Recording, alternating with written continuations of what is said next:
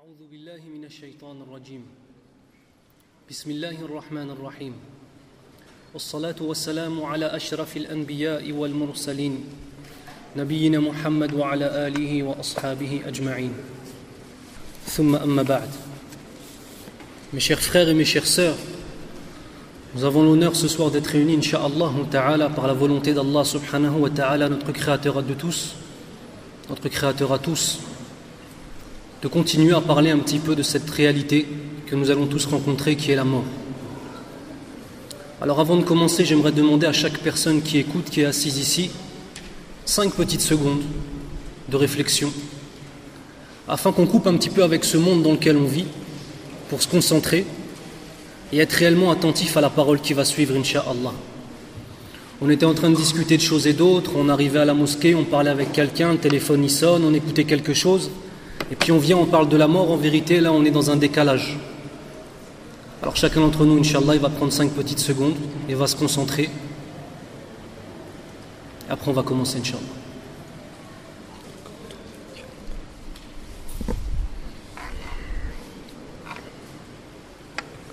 Bismillah. On a vu la réalité de la mort. On a entrevu la réalité de la mort.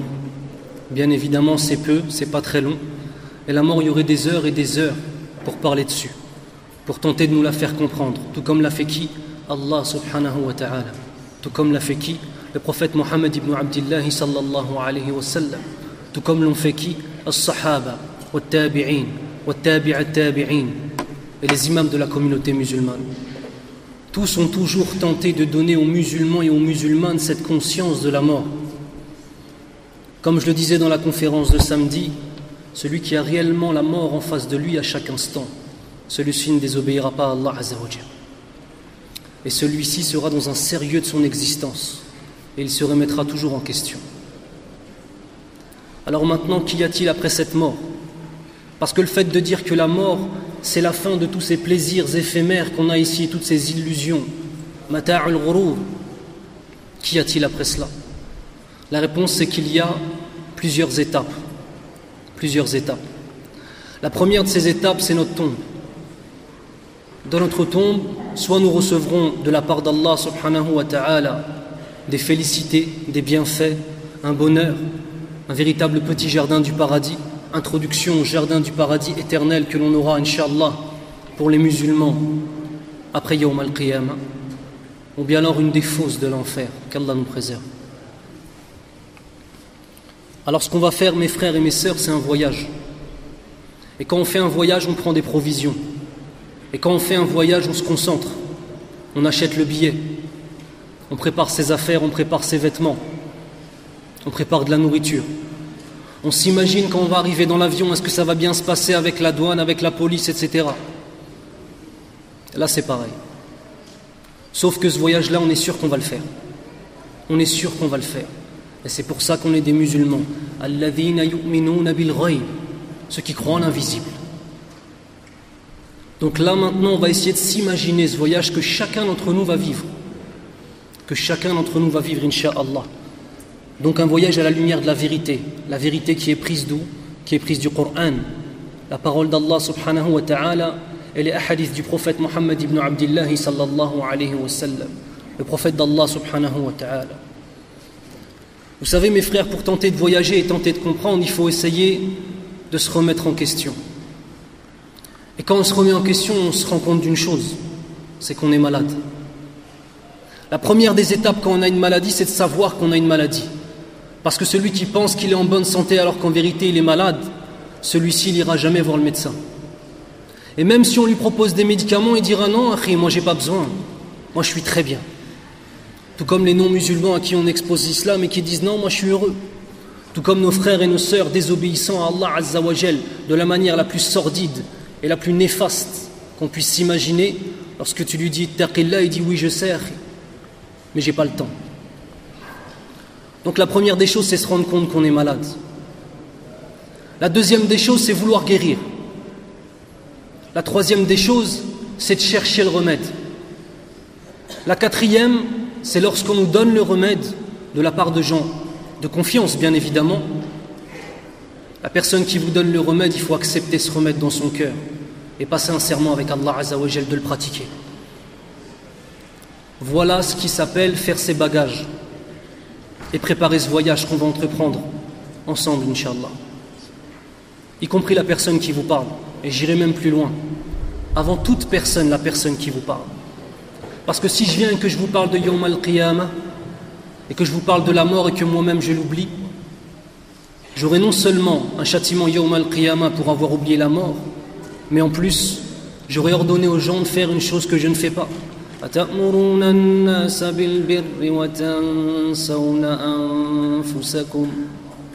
Ordonnez-vous aux gens de pratiquer la piété et vous vous oubliez vous-même. Donc mes frères, ici on n'est pas là pour juger. C'est pas parce que je suis assis sur une chaise avec une table et que vous êtes par terre que je me permets de vous juger. Wallahi. Atayaqqanu. J'ai la certitude qu'il y a des gens qui sont assis ici et qui ont un degré supérieur auprès d'Allah que celui que je peux avoir. J'en suis sûr et certain.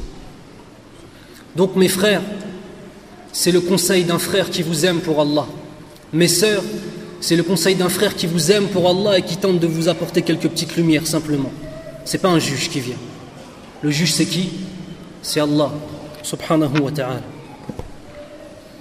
Je voudrais en guise d'introduction citer cette parole de l'imam al-Rafi'i rahimahullah qui disait: quiconque fuit une chose la laisse derrière lui. Lorsque l'on fuit une chose, on la laisse derrière nous, sauf la tombe. Il n'est pas un homme qui ne fuit la tombe sans la trouver devant lui. Tu peux courir, tu peux fuir, tu peux tenter d'oublier, tu peux tenter de dire que tout ce que tu fais en désobéissance à Allah Azza wa Jal, tu ne vas pas le trouver devant toi, en consommant même des substances illicites ou des choses, mais c'est la seule chose, quoi qu'il arrive, tu vas la retrouver devant toi. Et ça, c'est une certitude.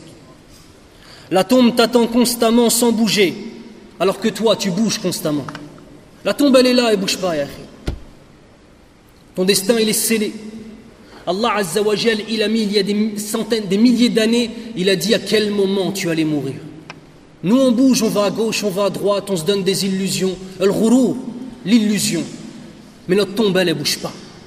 Et l'heure à laquelle on va rencontrer Allah subhanahu wa ta'ala, elle ne bouge pas. Mais vous savez quoi? Parmi les hikam d'Allah Azza wa Jal, parmi les sagesses d'Allah subhanahu wa ta'ala, il y a le fait de nous avoir pas dit quand est-ce qu'on allait mourir. Et de nous avoir pas dit quand est-ce qu'on allait rencontrer Allah, Yawm al-Qiyamah. Lorsque Jibril alayhi salam a questionné le prophète sallallahu alayhi wa sallam sur l'heure du jugement, qu'a-t-il dit? Celui à qui on pose la question est aussi ignorant que celui à qui on la pose, pardon. C'est comme ça. Pourquoi? Allah aurait été capable de nous donner à chacun d'entre nous la connaissance de l'heure de notre mort. Mais qu'est-ce qu'on aurait fait? On aurait oublié. Fil ghafla. Fi ghaflatin mu'ridun. On aurait délaissé, on aurait dit: il me reste 30 ans devant moi, il me reste 50 ans, il me reste 1 an, il me reste 2 jours. Alors le fait qu'on soit ignorant sur l'heure de notre mort, c'est une sagesse d'Allah Azza wa Jal pour qu'on estime qu'elle peut arriver à n'importe quel moment. Pense-y quand tu vas te disputer avec quelqu'un. Quand ton père ou ta mère ils vont faire une chose qui te déplaît, et peut-être même qu'ils auront tort, et que la dernière chose que tu vas faire quand tu vas parler avec eux, c'est d'osser le ton contre eux, tu vas claquer la porte derrière toi. Et que peut-être qu'Allah Azza wa Jal, il va prendre ton âme, ou il va prendre l'âme de ton père. Et tu vas finir sur ça avec ton père et ta mère. Ceux qui t'ont donné la vie, ceux qui t'ont tout donné dans cette dunya, ceux à qui tu dois le plus grand des respects. On ne sait pas à quel moment on va mourir. Et ça, c'est une sagesse d'Allah subhanahu wa ta'ala pour que justement on n'oublie pas. Mais nous, qu'est-ce qu'on fait? Comme on ne sait pas quand on va mourir, on rentre dans l'espoir vain, l'illusion. Et on se dit qu'on aura toujours le temps. Le fait qu'Allah Azza wa Jal, par sa sagesse, ne nous ait pas révélé quand est-ce qu'on va mourir, il avait un but et nous on va à l'inverse de ce but. Allahu Akbar. On va à l'encontre de ce pourquoi on a été créé. Wallahu al-musta'an. Chaque souffle nous rapproche de la mort. Chaque fois que tu prends ta respiration, est-ce que tu sais que chacune de tes respirations, elles sont marquées dans un livre? Et qu'Allah Azza wa Jal à l'avance a marqué combien de respirations tu allais avoir avant de mourir. Et que chaque fois que tu respires, même les battements de ton cœur, chaque fois que ton cœur y bat, ça fait 1 en moins. Et que tu es en train de te rapprocher de la mort. Le musulman apprend à vivre, mais il apprend aussi à mourir. Ma sœur, mon frère, ta beauté s'est envolée. Tu vas rencontrer Allah, tu seras dans la tombe, tu n'auras plus de beauté, tu n'auras plus rien. Qu'est-ce que tu as fait de ta beauté? Tu as utilisé ta beauté, ma sœur, afin de faire quoi? Afin de séduire les hommes, ne pas mettre le voile, être une tentation pour les hommes. Et toi, mon frère, avec tes yeux, tu les as uniquement utilisés pour regarder ces femmes qui n'avaient pas de respect pour elles-mêmes et pas de respect pour leur Seigneur, c'est-à-dire les femmes qui ne se voilent pas. Ta beauté est partie, ta richesse est partie. Tu vas acheter quoi? Tu vas acheter des hasanats? Tu vas acheter la confiance des gens? Tu crois que tu vas pouvoir acheter les anges et qui vont te laisser sortir? Wallahi, les anges terribles d'Allah qui sont les anges du châtiment sont les créatures d'Allah Azza wa Jal qui sont soumises à Allah à 100%.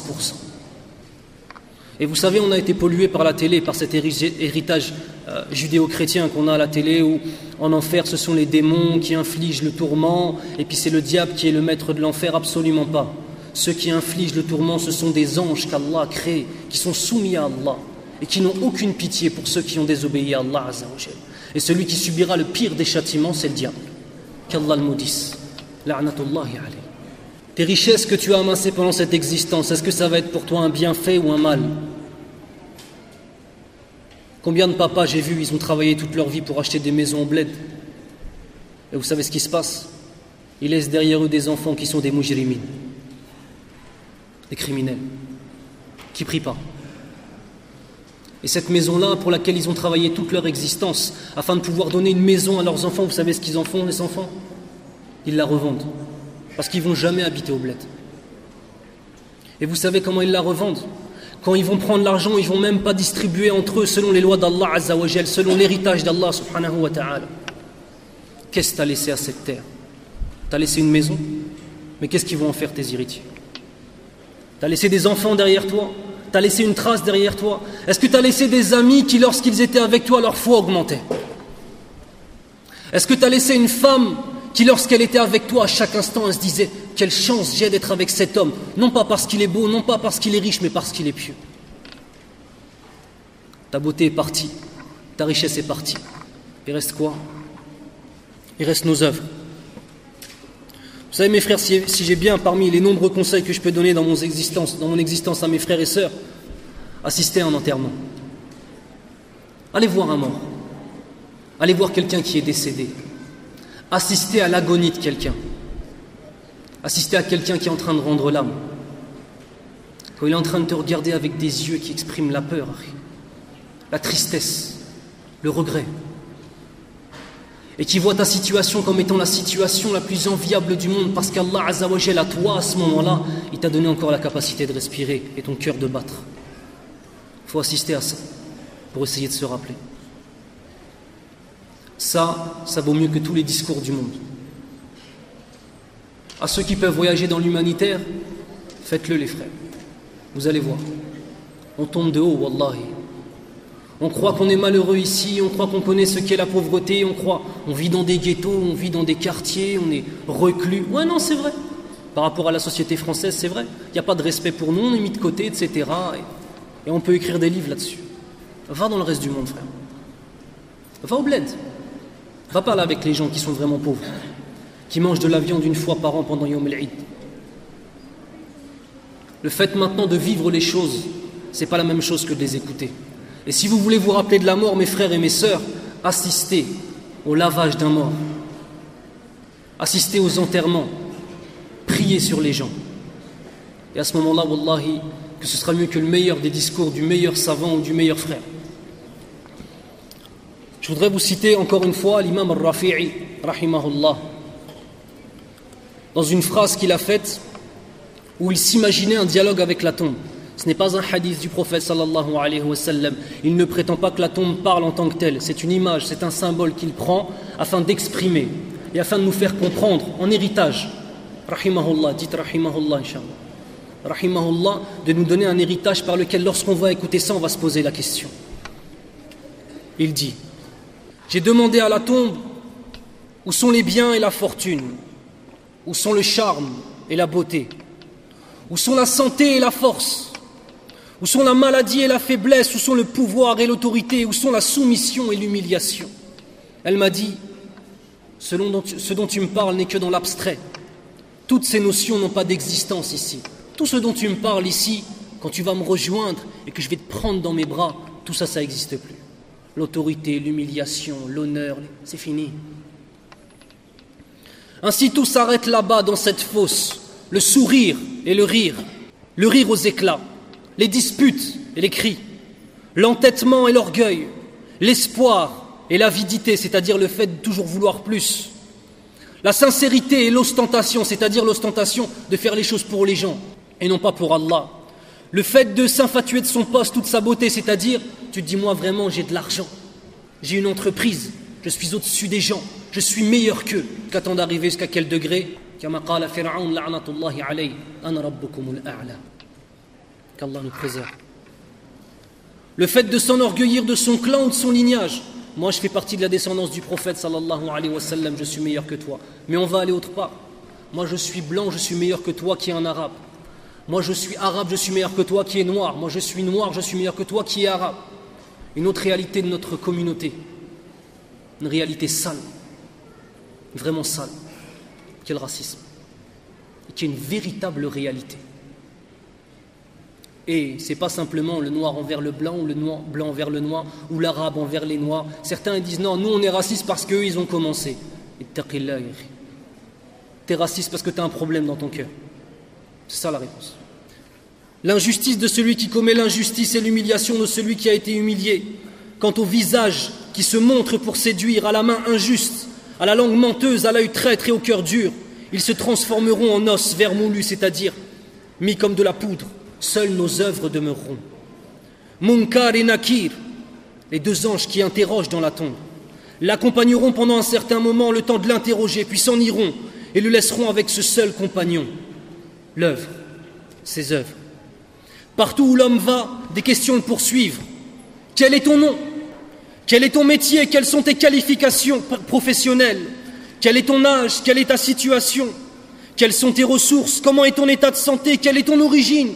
Que penses-tu de ça ou de ça? Que penses-tu d'un tel ou d'un tel? Quelles sont tes conditions? Quels sont tes objectifs? Tout cela est inexistant dans la tombe.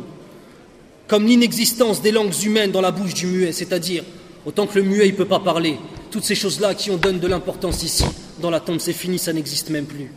La seule phrase prononcée à cet endroit est la question suivante. Quelle est ton œuvre? Quelle est ton œuvre? Je voudrais vous citer certaines ayats qur'aniyya, des versets du Coran, qui nous prouvent l'existence du châtiment de la tombe. Car malheureusement, certaines sectes égarées déclarent que les châtiments de la tombe n'existent pas. On ne va pas rentrer trop longtemps dans cela. C'est vraiment des sectes égarées qui prétendent ça. Je vais vous citer quelques preuves du Coran. La première c'est A'udhu billahi minash shaitanir rajim. Bismillahir rahmanir rahim. وَلَنُذِيقَنَّهُمْ مِنَ الْعَذَابِ الْأَدْنَى دُونَ الْعَذَابِ الْأَكْبَرِ لَعَلَّهُمْ يَرْجِعُونَ. Ce qui signifie, certes nous leur infligerons un châtiment mineur avant le grand tourment, afin qu'ils reviennent sur leurs erreurs. Ibn Abbas radiyallahu anhu dit que le châtiment mineur ce sont les tourments de la tombe et que le châtiment majeur c'est l'enfer, Jahannam. La première des preuves. La deuxième, فقال الله سبحانه وتعالى بسم الله الرحمن الرحيم وحاق بآل فرعون سوء العذاب النار يعرضون عليها غدوا وعشيا ويوم تقوم الساعة أدخلوا آل فرعون أشد العذاب. Ce qui signifie, le camp de Pharaon fut submergé par le pire des châtiments, le feu auquel ils seront exposés matin et soir. Et au jour du jugement, il sera ordonné que l'on enfourne Pharaon et son camp dans les plus atroces supplices. C'est-à-dire, Allah Azza wa Jal nous informe que dès maintenant, ils subissent le feu, le matin et le soir. Et qu'ensuite, Yawm al-Qiyamah, ils seront rentrés dans le pire des châtiments. Ça, c'est encore une preuve du Coran, de la parole d'Allah Azza wa Jal par rapport au tourment de la tombe. Il y a beaucoup d'adillah, je ne vais pas m'étendre trop là-dessus. ومن السنة فقال النبي صلى الله عليه وسلم إن هذه الأمة تبتلى في قبورها. Ce qui signifie, certes cette communauté est éprouvée dans sa tombe. تعوذوا بالله من عذاب القبر. C'est un ordre. تعوذوا بالله من عذاب القبر. Ce que signifie, cherchez protection auprès d'Allah contre les châtiments de la tombe. Le prophète sallallahu alayhi wa sallam cherchait lui-même protection contre les châtiments de la tombe. Un prophète à qui tous ses péchés ont été pardonnés. Un prophète pour qui l'adoration était son mode de vie, son existence 24 heures sur 24. Un prophète qui, lui, demandait pardon à Allah Azza wa Jal plus que nous-mêmes nous respirons dans la journée. Il demandait protection des châtiments de la tombe. Comment est-ce que nous, on doit demander protection? Et sachez une chose, au-delà des paroles et de la dua, Allah Azza wa Jal, préserve-moi des châtiments de la tombe. C'est cette vie présente et tes actions qui vont faire que tu seras préservé des châtiments de la tombe. C'est ta vie, mon frère. C'est ta vie. C'est ton existence. Ta façon de mener ton existence, ta façon de parler, ta façon de te comporter, ta façon d'adorer Allah Azza wa Jal, ta façon d'aimer ta femme, ta façon d'aimer tes enfants, de respecter tes voisins, de respecter les musulmans et de donner leurs droits aussi aux non-musulmans. Ça, c'est se préserver des châtiments de la tombe. Quand Uthman radiyallahu anhu se tenait près d'une tombe, il pleurait jusqu'à mouiller sa barbe. Des gens l'interrogèrent une fois. Quand on parle du paradis ou de l'enfer, tu ne pleures pas, mais la tombe te fait pleurer. Quand on te parle du paradis ou de l'enfer, tu ne pleures pas, mais la tombe te fait pleurer, subhanallah. Il répondit, l'envoyé d'Allah sallallahu alayhi wa sallam a dit, la tombe est la première étape de l'au-delà. Celui qui en sort sain et sauf surmontera facilement les étapes qui suivront. Celui qui n'a pas échappé à ces tourments doit s'attendre à ce qui est pire. Tu sais déjà ce qui t'attend, Akhi Karim. Tu es rentré dans ta tombe par rapport à comment tu vas répondre aux questions et comment ta tombe sera vis-à-vis de toi. Tu sais déjà ce qui va t'attendre, Yawm al-Qiyamah. Et il a dit également, je n'ai jamais vu une scène plus horrible que celle qui se passe dans les tombes. Je vais vous citer un long hadith que je vais vous expliquer, Inch'Allah. Je vais vous le citer uniquement en français parce qu'il est très long. Et le citer en arabe, ça prendrait trop de temps. L'envoyé d'Allah, subhanahu wa ta'ala, s'assit face à la Qibla et nous nous assîmes autour de lui en affichant un air de sérénité. Ça veut dire on était tous dans un air sérénité, ça veut dire d'être apaisé, d'être bien. Tu es avec le prophète d'Allah sallallahu alayhi wa sallam, bien sûr tu es apaisé. Avec un bâton qu'il avait dans la main, le prophète sallallahu alayhi wa sallam gravait des signes à terre, puis il se mit à regarder tantôt le ciel, tantôt la terre. Il leva les yeux et les baissa 3 fois. Et ça fait partie des choses que le prophète sallallahu alayhi wa sallam faisait lorsqu'il allait dire une chose importante. On est en train de parler et je m'arrête. Et je regarde en haut. Je regarde en bas. 3 fois comme ça. Qu'est-ce qui se passe? Même les gens qui ne sont pas en train d'écouter Younous, en train de prendre leur portable, ou en train de discuter ou de se laisser distraire par des gens qui passent, pourquoi il s'est arrêté de parler? C'est vrai ou pas? Et ça, c'est encore un enseignement que le prophète sallallahu alayhi wa sallam nous donne pour pouvoir attirer l'attention des gens. Il dit, demandez à Allah de vous protéger contre le châtiment de la tombe. 2 ou 3 fois il le dit. Puis il dit, Ya Allah, je me réfugie en toi contre le châtiment de la tombe. 3 fois. Il dit ensuite, pendant que le serviteur est en train de quitter ce monde pour rejoindre l'au-delà, des anges descendent du ciel vers lui. Leurs visages sont blancs, ayant l'éclat du soleil. Ils sont munis d'un linceul, c'est-à-dire un drap, un grand drap, et d'un parfum réservé aux morts, un parfum qui vient du paradis. Ils ont un drap et ils ont un parfum. Ils ont des visages éclatants de blancheur et viennent récupérer l'âme de celui qui est mort dans l'obéissance à Allah Azza wa Jal. Il s'assoit près de lui en couvrant tout l'horizon. Tout l'horizon, comme la miséricorde d'Allah Azza wa Jal va couvrir tout l'horizon. À ce moment-là s'avance vers lui l'ange de la mort qui s'assoit près de sa tête. Il lui dit, ô toi, l'âme excellente, apaisée, et selon une autre version, sors pour être accueilli par le pardon d'Allah et sa satisfaction. Les anges viennent à toi, et la première des choses, qu'est-ce qu'ils te font? Parce qu'ils savent que tu as peur. Ils te rassurent. Sors. Ya ayyatuha an-nafsu al-mutma'innah irji'i ila rabbiki radiyatan mardiyah fadkhuli fi ibadi wadkhuli jannati. Ce qui signifie, ô âme apaisée, toi qui as vécu dans l'obéissance d'Allah Azza wa Jal, retourne à Allah Azza wa Jal, satisfaite, agréée. Allah va te récompenser. Allah va te donner le paradis, n'aie pas peur. Viens, n'aie pas peur. On va te mettre dans un tissu qui vient du paradis. On va t'envelopper dans un parfum qui vient du paradis. Viens. Rejoins les serviteurs pieux et rentre dans mon paradis. Ça, c'est la parole des anges à celui qui a vécu dans la bonne voie d'Allah Azza wa Jal. Elle sort en glissant comme glisse la goutte d'eau du goulot du récipient, facilement. Ton âme, elle sort de ton corps avec la plus grande des facilités, pour être cueillie par l'ange de la mort. L'ange de la mort, à ce moment-là, prend l'âme. Dès que son âme le quitte, tous les anges qui occupent l'espace entre le ciel et la terre la bénissent. Tous les anges qui occupent l'espace entre le ciel et la terre la bénissent.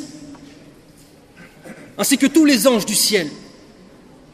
Les portes du ciel s'ouvrent à elle.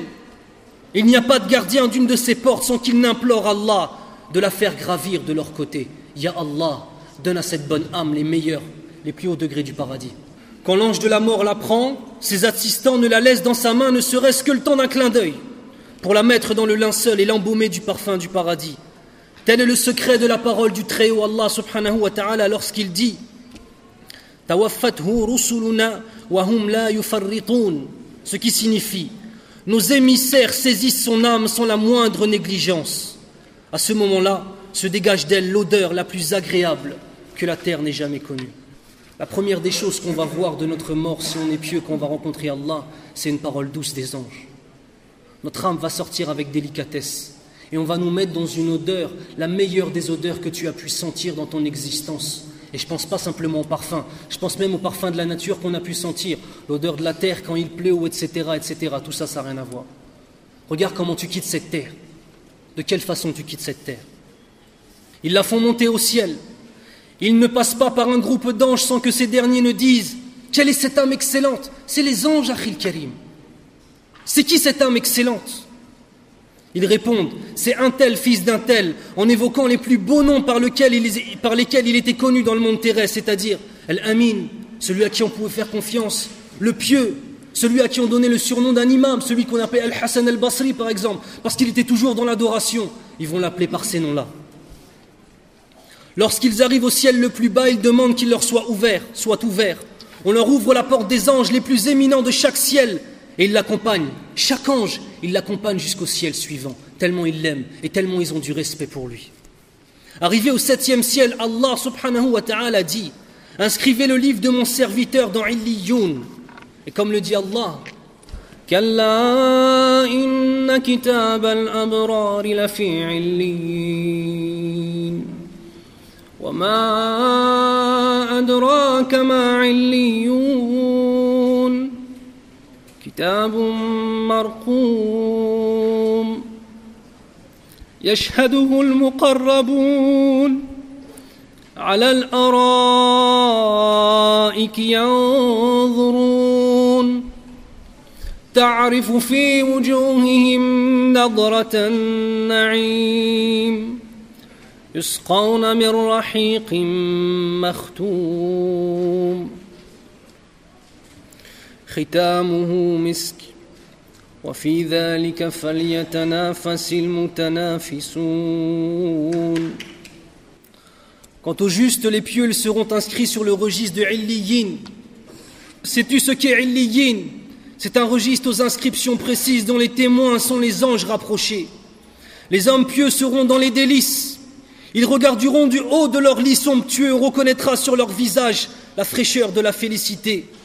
Ils boiront d'un fin nectar, bien scellé par le muscle digne, objet d'émulation. Nectar mêlé de tesnim, source réservée aux élus. On inscrira son livre dans Illiyoun, puis Allah dira « Ramenez-le à la terre, je leur ai promis que d'elle je les ai créés, à elle je les ferai venir, et d'elle une seconde fois je les ferai ressortir. » Il est ramené à la terre, son âme est ramenée à son corps. Il entend sûrement résonner les pas des siens quand ils lui tournent le dos et s'en vont. À ce moment, 2 anges à l'air rébarbatif s'avancent vers lui et le roudoient en disant, c'est-à-dire, ils viennent avec un visage fermé et agressif. Première chose agressive qu'il rencontre. Quel est ton Seigneur?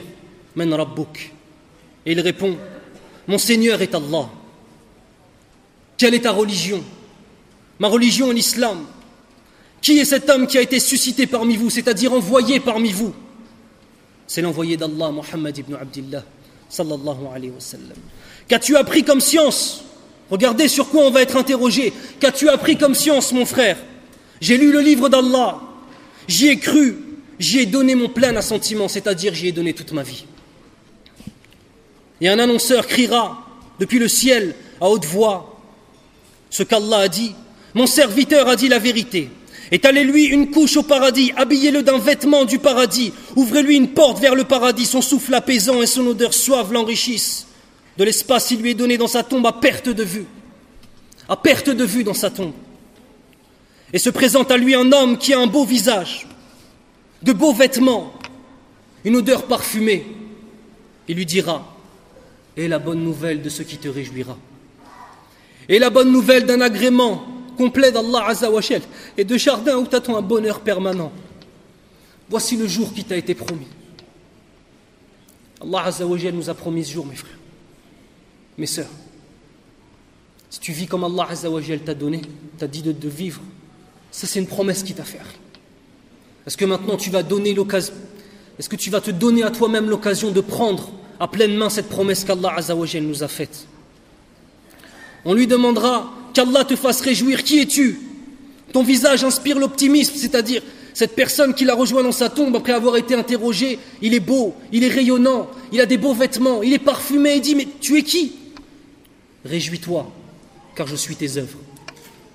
Je suis tes œuvres. Et notre dernier compagnon dans cette tombe, c'est nos œuvres, tout comme ça doit être notre compagnon dans cette vie ici-bas. Et ces œuvres-là, quand elles ont un beau visage et des beaux vêtements, c'est nous qui devons avoir un beau visage et des beaux vêtements. Illuminés par la foi de l'islam, illuminés par le vêtement de la foi, illuminés par le vêtement qui va te protéger de tomber dans le haram, parfumé par l'odeur des bonnes actions. Voilà, mes frères. Ensuite, on lui ouvrira une porte au paradis et une porte de l'enfer. On lui dira: voici la place qui t'était destinée si tu avais désobéi à Allah. Voici la place qui t'était destinée si tu avais désobéi à Allah. Allah te l'a remplacée par celle-là. On lui montre une des fosses de l'enfer. Tu vois, si tu avais désobéi à Allah, tu vois, si tu n'avais pas été un véritable homme, parce qu'être un véritable homme, c'est pas de voler ou de prendre les choses ou se battre ou ces choses-là. Ça, c'est à la portée de n'importe quelle personne, même si elle n'a aucune valeur. Un véritable homme, c'est le fait d'être droit avec Allah Azza wa Jal. Regarde toi qui as été un véritable homme, regarde ce qui t'était réservé, l'enfer. Et bien regarde ce par quoi Allah Azza wa Jal l'a remplacé, un des jardins du paradis. Il dira: Seigneur, fais que la venue de l'heure soit rapide, hâte la venue de l'heure, fais vite, Ya Allah, Ya Rabbal Alamin, fais que vite que Yawm al-Qiyamah il arrive, afin que je puisse avoir cette place au paradis que j'ai aperçue. Seigneur, hâte la venue de l'heure, je ne veux pas retourner à ma famille, ni même à mes biens. Allah, vite, fais que l'heure arrive, fais que je sois jugé, j'ai vu ma place au paradis, je veux plus mes biens, je veux plus ma famille, je veux plus cette vie, je suis pas en train de te demander de me laisser retourner dans cette vie pour pouvoir en profiter, non, ça y est, c'est fini. Fais que Yawm al-Qiyamah arrive, afin que je puisse rentrer au paradis, Inch'Allah. Il lui sera dit: calme-toi, calme-toi, ça va arriver, Inch'Allah. Je vais m'arrêter là, les frères, c'est la moitié du hadith. Je ferai la suite, Inch'Allah, mercredi, qui est cette fois-ci non pas la mort de celui qui a été droit avec Allah, mais la mort de celui qui a été dans la désobéissance totale d'Allah subhanahu wa ta'ala. Subhanakallahumma wa bihamdik, ashhadu an la ilaha illa ant, astaghfiruka wa atubu ilayk.